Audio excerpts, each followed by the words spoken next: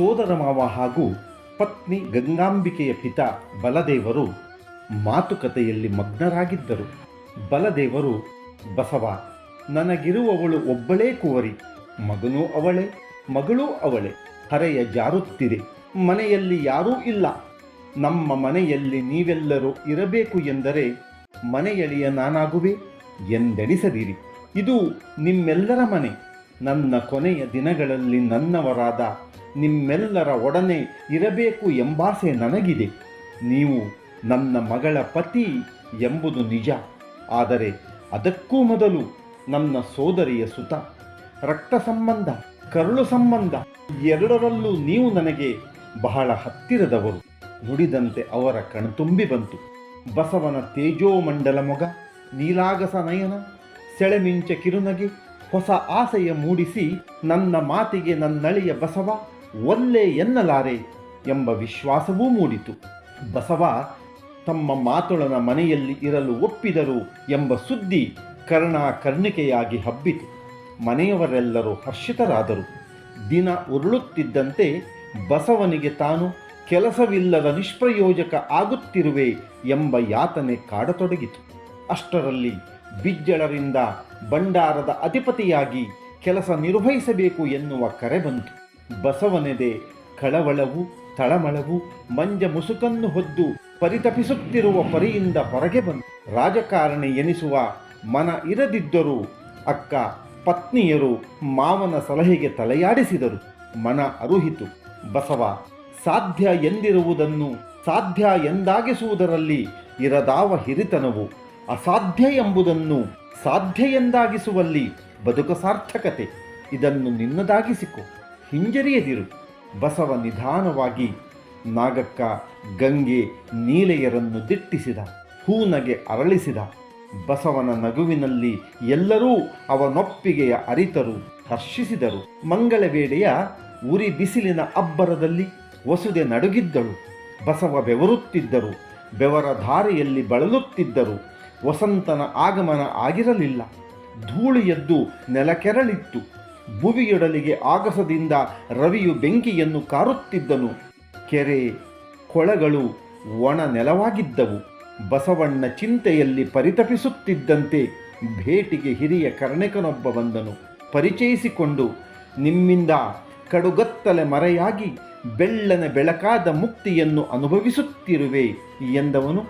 ನಾನು ಭಂಡಾರದಲ್ಲಿ ಕೆಲಸ ಮಾಡುತ್ತಾ 20 ಸಂವತ್ಸರಗಳು ಉರುಳಿವೆ. ಭಂಡಾರದ ಒಳಹೊರಗೂ ಕರತಲಾಮಲಕ ಎಂದನು. ಇಬ್ಬರು ಬಲದೇವ ಅರಸನಲ್ಲಿ ತೆರಳಿದರು. ಬಸವಣ್ಣ ಬಂದಂತೆ ಬಲದೇವರು ಎದುರಾದರು. ತಮ್ಮೆದೆಯನ್ನು ಅರಹುವ ಕಾತುರದಲ್ಲಿ ನನ್ನ ಮನದಾಸೆಯ ಈಡೇರಿಸಲು ತಾವು ಬಂದಿರುವಿರಿ ಎನ್ನುವ ನಂಬಿಕೆ ನನ್ನದು. ಒಡಲ ಹಸಿವೆಯನ್ನು ಶಮನಗೊಳಿಸಲು ಹಾಲೇ ಹೊಯ್ದಂತಾಯಿತು.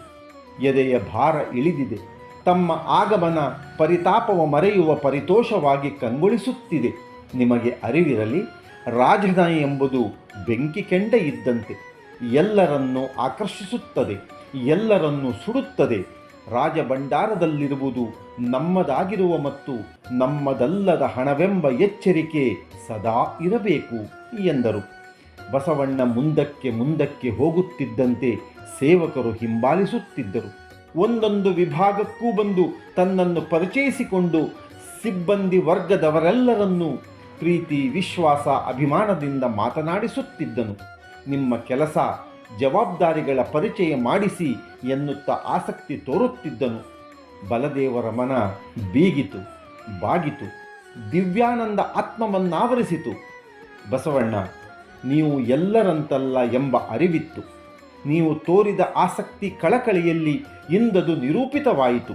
ಹಲವರು ಕೆಲಸವೊಂದು ಸಿಕ್ಕರೆ ಸಾಕು ಎಂಬ ಮನೋಭಾವದವರು.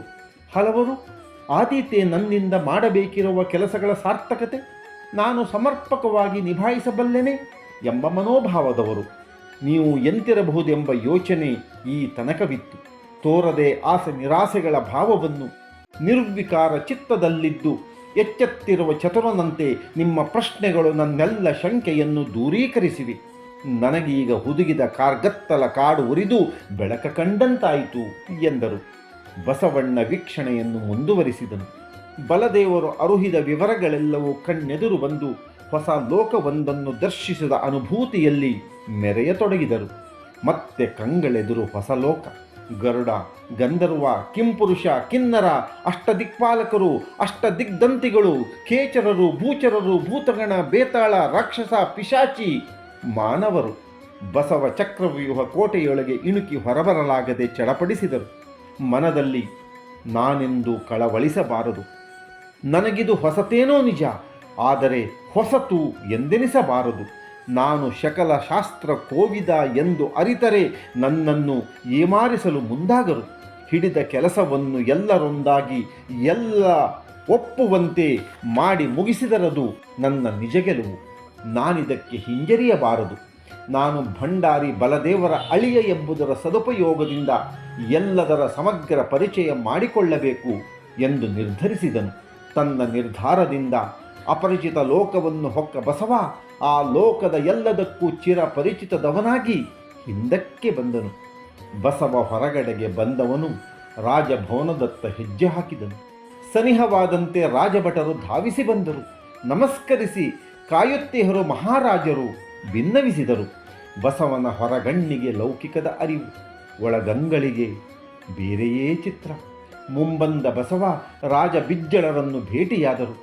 ಬಿಜ್ಜಳರಸ ಬಸವನಲ್ಲಿ ನಿಮ್ಮ ಮನದಲ್ಲಿ ಇರುವುದ ಹೇಳಿ, ಸಂಕೋಚ ಬೇಡ ಎಂದಂತೆ ಬಸವ ಇಂತೆಂದರು. ನೀವೆನ್ನ ಧಣಿ, ಈ ನೆಲವೆನಗೆ ಬರಿಯ ನೆಲವಲ್ಲ, ಹೊತ್ತಿರುವ ಧರಣಿ. ಧರಣಿಯೊಡೆಯ ಧಣಿಯನ್ನು ಮೀರುವ ಮನ ನನಗಿಲ್ಲ. ಆದರೆ ನನಗೆ ರಾಜಕೀಯ ಬೇಡ, ನಾನು ರಾಜಕಾರಣಿ ಆಗಲಾರೆ. ಕಣ್ಣು ಮುಚ್ಚಾಲೆಯಾಟ ನನಗೆಂದೂ ಹಿಡಿಸದು. ಬಿಜ್ಜಳ ನಿಧಾನವಾಗಿ ಇಂತೆಂದರು. ನಾಡ ಜನರ ಸಂಕಟವನ್ನು ಹೆಚ್ಚಿಸಲು ನನಗೆ ರಾಜಪೀಠ ಬೇಡ. ಚಾಲುಕ್ಯಾಧಿಪತಿ ಎನ್ನುವ ಬಯಕೆಯಲ್ಲಿ ಬಿಜ್ಜಳ ರಾಜಕೀಯ ಮಾಡುತ್ತಿದ್ದಾನೆ ಎಂದೆಲ್ಲರೂ ತಪ್ಪು ತಿಳಿದಿದ್ದಾರೆ. ನನಗೆ ಯುದ್ಧದಿಂದಾಗುವ ತೊಂದರೆಗಳ ಅರಿವಿದೆ.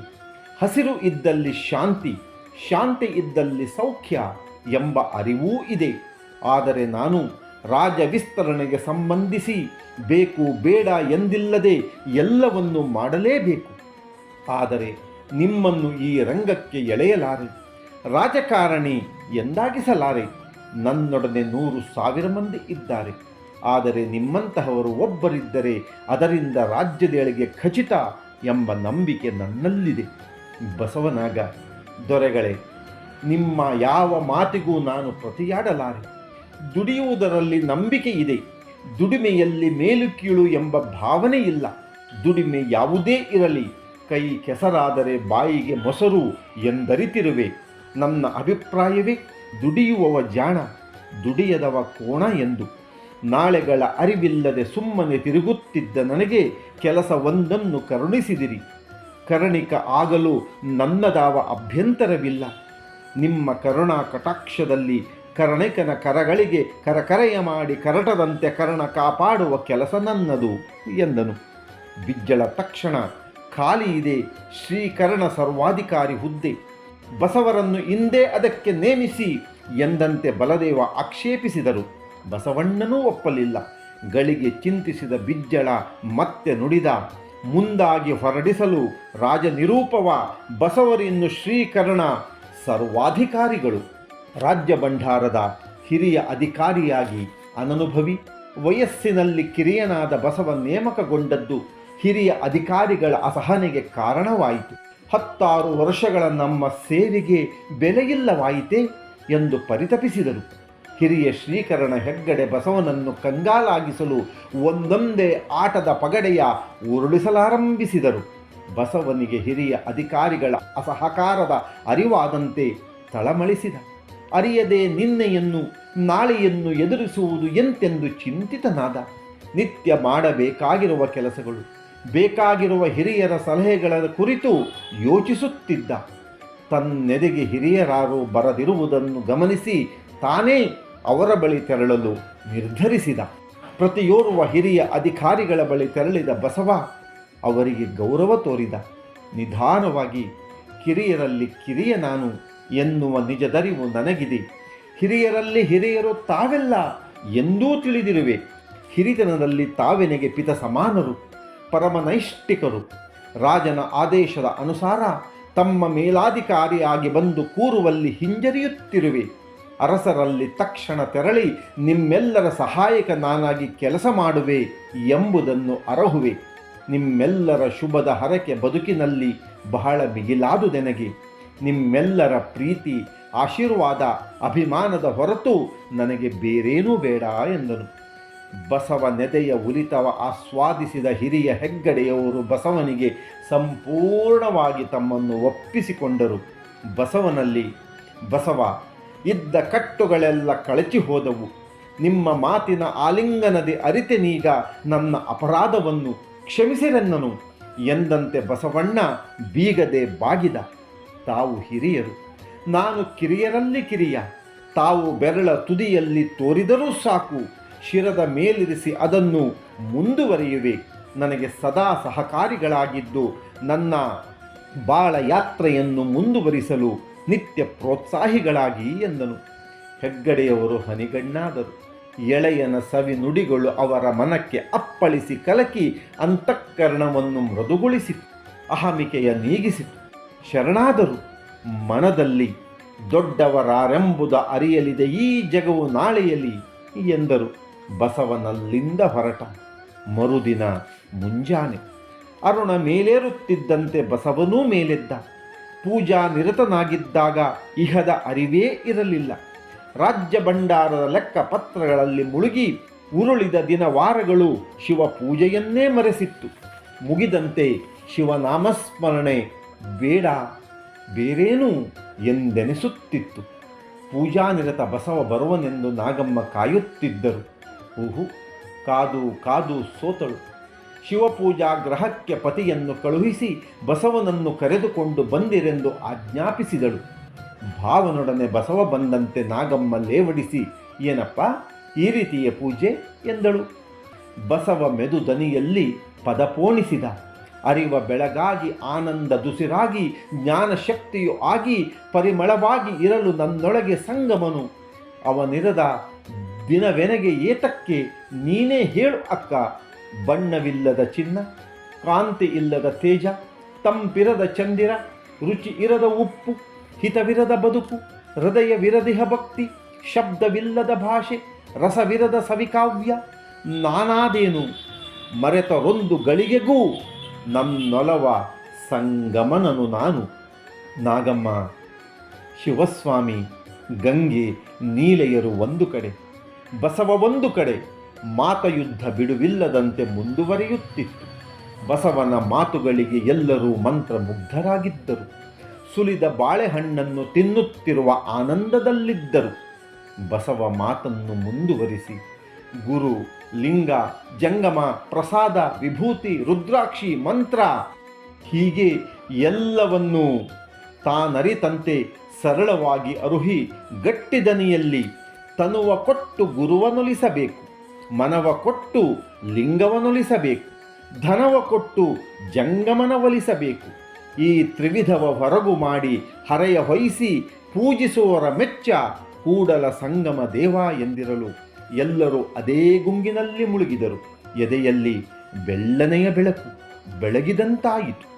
ಬಸವ ಮಾಸನೂರಿನಲ್ಲಿ ದಾರಿಯುದ್ದಕ್ಕೂ ಗುಡಿಸಲುಗಳು, ಹಸಿರ ಸೊಬಗು, ಊರು ಎದುರಾದಂತೆ ಜನಸಂತೆ, ಕೊಂಬು ಕಹಳೆಗಳು ಬಸವನಿಗೆ ಸ್ವಾಗತ ಕೋರಿದವು. ಬಸವ ಬಾಗಿದ, ಬೆರಗಾದ. ಜನಸಂತೆ ಮಾರುತಿಯ ಬೆಳೆದ ಬಾಲವಾಗತೊಡಗಿತು. ಬಸವನ ಹೂನಗೆ ಎಲ್ಲರನ್ನೂ ಆಕರ್ಷಿಸಿತು. ದೇವಲೋಕದಿಂದಿಳಿದು ಬಂದ ಧ್ರುವತಾರೆ ಇವರೆಂದು ಸಂಭ್ರಮಿಸಿತು. ಬಸವ ಮಾತನಾಡಬೇಕೆಂದು ಎಲ್ಲರೊತ್ತಾಯ. ತನ್ನೊಳಗೆ ವಿವೇಚಿಸಿ ಸಂಗಮನನ್ನು ಧ್ಯಾನಿಸಿ ಇಂತೆಂದ, ವ್ಯಾಧನೊಂದು ಮೊಲವ ತಂದರೆ ಸಲುವ ಹಾಗಕ್ಕೆ ಬಿಲಿವರಯ್ಯ. ನೆಲವಾಳನ ಹೆಣವೆಂದರೆ ಒಂದಡಕೆಗೆ ಕೊಂಬವರಿಲ್ಲ ನೋಡಯ್ಯ. ಮೊಲನಿಂದ ಕಡುಕಷ್ಟ ನರನ ಬಾಳುವೆ ನೆಲೆನಂಬೋ ನಮ್ಮ ಕೂಡಲ ಸಂಗಮ ದೇವ. ಜನಶಕ್ತಿಯ ಮುಂದೆ ಯಾವ ಶಕ್ತಿಯೂ ನಿಲ್ಲದು. ನೀವು ಕಲಿತವರು ಅಲ್ಲದಿರಬಹುದು, ಆದರೆ ಒಬ್ಬೊಬ್ಬರ ಆಂತರ್ಯದಲ್ಲೂ ಪ್ರತಿಭೆ ಇದೆ. ಪ್ರತಿಭೆ ಯಾರದೇ ಸೊತ್ತಲ್ಲ. ಪ್ರತಿಭೆಯನ್ನು ಹೊರಕ್ಕೆಳೆದು ಹೊರಗೆ ತಿಕ್ಕಿದರೆ ಅಪರಂಜಿಯಂತೆ ಹೊಳೆಯುತ್ತದೆ. ಒಂದಾಗಿ ಒಮ್ಮನದಲ್ಲಿ ನೀವಿದ್ದರೆ ನಿಮ್ಮನ್ನು ತಡೆಯುವವರಾರೂ ಇಲ್ಲ. ಅಡಗಿರುವ ದೈವಿಕ ಶಕ್ತಿಯು ಎಲ್ಲರಲ್ಲೂ ಒಂದೇ ಆಗಿದೆ. ಗುರುತಿಸಬೇಕು. ಗುರುತಿಸಿ ವಿನಿಯೋಗಿಸಿ ಅನುಭವಿಸುವುದರಲ್ಲಿದೆ ನಿಜ ಬದುಕ ಹಿರಿಮೆ. ಈ ಜಗತ್ತಿನಲ್ಲಿ ಜಾತಿ ಎಂಬುದು ಬಲುಹೀನ. ದುಡಿಯುವವರಲ್ಲಿ ಜಾತಿ ಇಲ್ಲ, ಮತ್ತದು ಬೇಡ. ಬದುಕ ನಿಜದಾರಿ ತೋರುವಂಥದ್ದೇ ಧರ್ಮ. ಸರಿದಾರಿಯಲ್ಲಿರುವುದೇ ಬಾಳಮರ್ಮ. ಅರಿತು ನಡೆದಂತೆ ಸುಖ, ಶಾಂತಿ, ಸಮೃದ್ಧಿ, ನೆಮ್ಮದಿ. ತಪ್ಪಿದರವರವರ ಆತ್ಮಸಾಕ್ಷಿ ಚುಚ್ಚುತ್ತಲೇ ಇರುತ್ತದೆ. ನೀನು ಸರಿಯಿಲ್ಲ ಎನ್ನುತ್ತದೆ. ಜಾತಿ ಎಂಬುದು ಭೀತಿಯ ನೆಲೆಗಟ್ಟು. ನಮ್ಮಲ್ಲಿ ಸದ್ಧರ್ಮದರಿವಿರಲಿ. ಜಾತಿ ನಮಗಾರಿಗೂ ಬೇಡ. ನಾವೆಲ್ಲರೂ ಮನುಷ್ಯ ಜಾತಿಯವರು, ಮಾನವ ಧರ್ಮೀಯರು. ಬದುಕ ನಡೆಸಲು ನಾವು ಒಂದೊಂದು ಕೆಲಸವನ್ನು ಮಾಡುತ್ತಿದ್ದೇವೆ. ಯಾವ ವೃತ್ತಿಯೂ ಮೇಲಲ್ಲ, ಕೀಳೂ ಅಲ್ಲ. ಅವರವರಿಗೆ ಅವರವರ ವೃತ್ತಿ ನೆನಪಿರಲಿ. ದುಡಿಯುವ ನಾವೆಲ್ಲರೂ ಸರಿಸಮಾನರು. ಇಷ್ಟಲಿಂಗ ಪೂಜೆಯಲ್ಲಿ ಶಿವರೂಪಿ ಮನುಷ್ಯತ್ವವನ್ನು ಒಪ್ಪಿಸಬಹುದು, ಒಲಿಸಬಹುದು. ಶಿವ ಸಾಕ್ಷಾತ್ಕಾರದ ಮಹಿಮೆಯನ್ನು, ಶಿವನನ್ನು ಕರದಿಷ್ಟಲಿಂಗವಾಗಿಸಿಯೇ ತಿಳಿಯಬಹುದು. ಮಾತು ಮುಗಿದಂತೆ ಒಕ್ಕೊರಲ ಬೊಬ್ಬೆ ಕೇಳಿಬಂತು. ಬೇಕೆಮಗೆ ಇಷ್ಟಲಿಂಗ ಪ್ರಸಾದಿಸಬೇಕು ನೀವೆನಗೆ ಅದನ್ನು. ನಡೆಯುತ್ತೇವೆ ನೀವು ತೋರಿರುವ ದಾರಿಯಲ್ಲಿ. ಬದುಕಿನುದ್ಧಾರವ ಕಾಣುವ ದಾರಿಯನ್ನು ಬಿಡುವಾಸೆ ನಮಗಿಲ್ಲ. ಗಳಿಗೆ ಗಳಿಗೆಗೂ ಸ್ವರ ಜೋರಾಯಿತು. ಸ್ವರ ಎತ್ತುವವರ ಸಂಖ್ಯೆಯೂ ಹೆಚ್ಚಾಗುತ್ತಿತ್ತು. ಬಸವ ಅಚ್ಚರಿಗೊಂಡ, ಆನಂದದಲ್ಲಿ ಬಿಂದ. ಮತ್ತೆ ಇಂತೆಂದ, ನಾನು ಹೇಳುವ ಈ ನುಡಿಯನ್ನು ನೀವೆಲ್ಲರೂ ಗಮನವಿರಿಸಿ ಆಲಿಸಿರಿ, ಅನುಸರಿಸಿರಿ. ನಿಮಗಾಗ ಇಷ್ಟಲಿಂಗ ಪ್ರಾಪ್ತವಾದಂತೆ. ಕಳಬೇಡ, ಕೊಲಬೇಡ, ಹುಸಿಯ ನುಡಿಯಲು ಬೇಡ. ಮುನಿಯಬೇಡ, ಅನ್ಯರಿಗೆ ಅಸಹ್ಯ ಪಡಬೇಡ. ತನ್ನ ಬಣ್ಣಿಸಬೇಡ, ಇದಿರ ಹಳಿಯಲು ಬೇಡ. ಇದೇ ಅಂತರಂಗ ಶುದ್ಧಿ, ಇದೇ ಬಹಿರಂಗ ಶುದ್ಧಿ. ಇದೇ ನಮ್ಮ ಕೂಡಲ ಸಂಗಮ ದೇವನ ಒಲಿಸುವ ಪರಿ. ಇಷ್ಟಲಿಂಗ ಧಾರಣೆಯನ್ನು ಅಪೇಕ್ಷಿಸಿ ಬಂದವರಿಗೆ ಬಸವಣ್ಣ ಒಲವಿನಲ್ಲಿ ಲಿಂಗ ಧಾರಣೆಯ ಮಹತ್ವವನ್ನು ಅರುಹಿದರು. ನನ್ನಂತೆ ನೀವು, ನಿಮ್ಮಂತೆ ನಾನು, ನಮ್ಮಲ್ಲಿ ಯಾವ ಭೇದ ಭಾವವೂ ಇಲ್ಲ. ನಾವೆಲ್ಲರೂ ಒಂದಾಗಿ ಒಂದೇ ರೀತಿಯಲ್ಲಿ ಇಷ್ಟಲಿಂಗದ ಪೂಜೆಯನ್ನು ಮಾಡಿದರೆ ಸಂಗಮನು ನನ್ನೊಲವ ಮಕ್ಕಳು ಇವರೆಂಬ ಪ್ರೀತಿಯನ್ನು ತೋರಿ ಒಲಿಯುವನು. ಮನದಲ್ಲಿ ಯಾವುದೇ ಕಲ್ಮಶವನ್ನು ಇರಿಸಿಕೊಳ್ಳದೆ ಅವನನ್ನು ಧ್ಯಾನಿಸುವ. ಯಾವ ಲೌಕಿಕ ಬಯಕೆಗಳನ್ನು ಬೇಡಿಕೊಳ್ಳದಿರೋಣ. ನಮ್ಮ ಬದುಕನ್ನು ನಾನು ನಾನು ಎಂಬ ಅಹಮಿಕೆಯನ್ನು ಕಳೆದು ಬೆಳಗಿಸೆಂದು ಪ್ರಾರ್ಥಿಸೋಣ ಎಂದರು.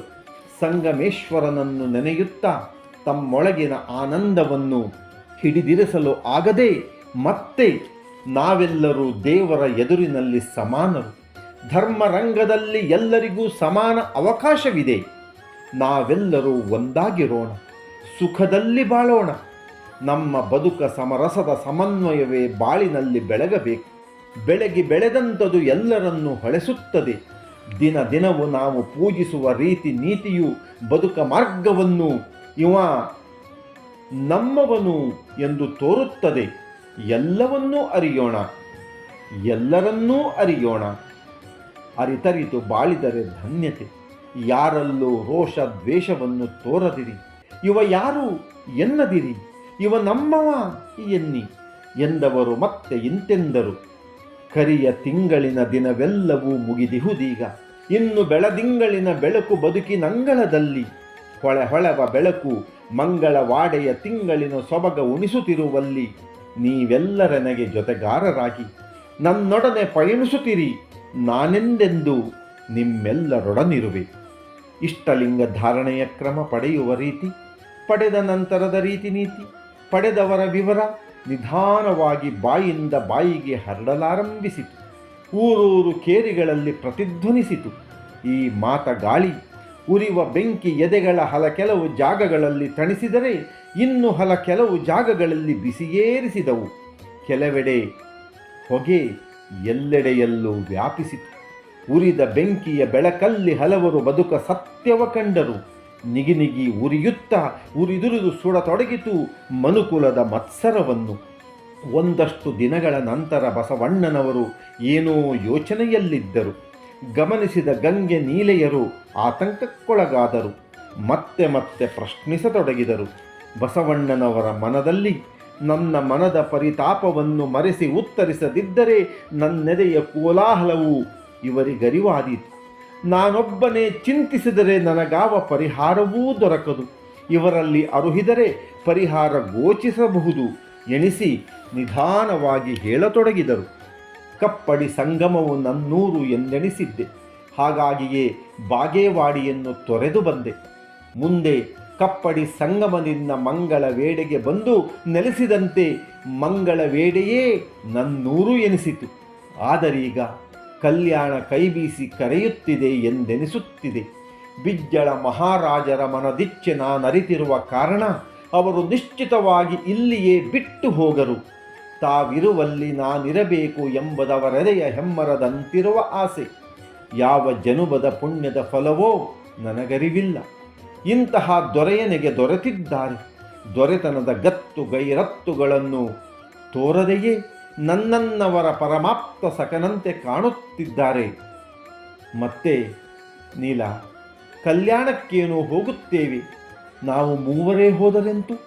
ಚಿಕ್ಕ ಸಂಸಾರ, ಚೊಕ್ಕ ಸಂಸಾರ, ಸುಖಕ್ಕೆ ಆಧಾರ ಎಂದಾದಿತಾಗ ಎಂದರು. ನೀಲ ತಡಕ್ಕನೆ ಇಂತೆಂದಳು. ನಾವು ಮೂವರೇ ಎನ್ನದಿರಿ, ನಾವು ಐವರೂ ಎನ್ನಿರಿ. ಕೂಡಿ ಬಾಳೋಣ, ಒಂದಾಗಿ ಸುಖಿಸೋಣ. ಅವರ ಮಕ್ಕಳಾಗಿ ನಾವು, ನಮ್ಮ ಹೆತ್ತವರಾಗಿ ಅವರು. ಒಂದು ಸೂರಿನೊಳಗಿನ ಸಂಸಾರವೆಂದಾಗಿ ಕೂಡಿ ಬಾಳುವ ಬದಲು ಬೇಕೇಕೆ ಬೇರೆ ಸಗ್ಗದ ಸಿರಿಯು ಅದನ್ನು ಮೀರಿ? ಬಸವ ರೋಮಾಂಚಿತನಾದ. ಮೂವರ ಮನದಲ್ಲೂ ಬೆಳಕು ಹೊಳೆದಂತಹ ಬೆಳಕು. ಎದುರ ಬೆಳಕನ್ನು ಹೊಸ ಬೆಳಕ ನೋಟದಲ್ಲಿ ಮೂವರೂ ದಿಟ್ಟಿಸಿದರು. ಬಸವನೆದೆಯಲ್ಲಿ ಗಂಗಾ ನೀಲ, ಗಂಗ ನೀಲರ ಎದೆಯಲ್ಲಿ ಬಸವ ಬಸವ ಬಸವ. ಮಂಗಳ ವೇಳೆಗೆ ಬಸವಣ್ಣನನ್ನು ಅರಸುತ್ತ ಬರುವವರ ಸಂಖ್ಯೆ ದಿನೇ ದಿನೇ ಹೆಚ್ಚುತ್ತಿತ್ತು. ಇತ್ತ ಕಡೆ ಜೇನುಗೂಡಿಗೆ ಕಲ್ಲನ್ನು ಎಸೆದಂತಾಗಿ ಯುದ್ಧದ ಭೀತಿ ಕಾಡತೊಡಗಿತ್ತು. ಊರೂರ ಬೀದಿ ಬೀದಿಯಲ್ಲೂ ಅಶ್ವಪಡೆ, ಗಜಪಡೆ, ಸೇನಾಪಡೆ ವೆಚ್ಚವನ್ನು ಸರಿದೂಗಿಸಲು ಜನರನ್ನು ತೆರಿಗೆ ಹೊರೆ ಬಹುವಾಗಿ ಕಾಡತೊಡಗಿತ್ತು. ಯುದ್ಧ ತೆರಿಗೆಯು ಜನರ ನೆಮ್ಮದಿಯನ್ನು ಹಾಳುಗೆಡವದಂತೆ ಅರ್ಥ ಸಚಿವ ಬಸವಣ್ಣ ಬಹುವಾಗಿ ಹೆಣಗಾಡುತ್ತಿದ್ದರು. ಓಡಾಟ ಹೆಚ್ಚಾಯಿತು. ಕೆಲಸವನ್ನು ಯಾವ ಚ್ಯುತಿಗೂ ಅವಕಾಶ ಇರದಂತೆ ಮುಂದುವರಿಸುತ್ತಿದ್ದರು. ರಾಜ್ಯ ಕ್ಷೇಮದ ಗಮನಿಸುವಿಕೆಯಲ್ಲಿ ಪ್ರಜಾ ನಂಬಿಕೆಗೆ ಚ್ಯುತಿ ಬರದಂತೆ ಕೆಲಸಗಳನ್ನು ಮಾಡುತ್ತಿದ್ದರು. ಎಲ್ಲೆಡೆ ಜನಪ್ರಿಯತೆಗೆ ಪಾತ್ರರಾದರು. ನಿಧಾನವಾಗಿ ಯುದ್ಧದ ಕಾರ್ಮೋಡ ಕರಗಿತು. ಬಿಜ್ಜಳ ಕಲ್ಯಾಣಕ್ಕೆ ಹೋಗುವುದು ನಿಶ್ಚಿತವಾಯಿತು. ಬಸವಣ್ಣ ತನ್ನ ಜೊತೆಯೇ ಇರಬೇಕೆಂಬ ಕಟ್ಟಪ್ಪಣೆಯು ಬಸವನ ಮನತುಂಬಿತು. ಕೆಲವೇ ದಿನಗಳಲ್ಲಿ ಹೊಸ ಸುದ್ದಿ. ನಮ್ಮರಸ ಬಿಜ್ಜಳನಿನ್ನು ಕಲ್ಯಾಣದ ಅಧಿಪತಿ ಪುತ್ರ ಸೋವಿದೇವ ಇಲ್ಲಿ. ಬಸವ ಯಾವುದೋ ಯೋಚನೆಯಲ್ಲಿ. ಗಂಗ ನೀಲೆಯರು ಅವನೆದುರಿನಲ್ಲಿ. ಪ್ರಶ್ನೆಗಳಿಗೆ ಉತ್ತರವಿರದೆ ಬಸವ ಮೌನಿ. ಕೊನೆಗೆ ಇಂದು ನಾನೊಬ್ಬನೇ, ಮುಂದೆ ನಾವೆಲ್ಲರೂ ಎಂದನು.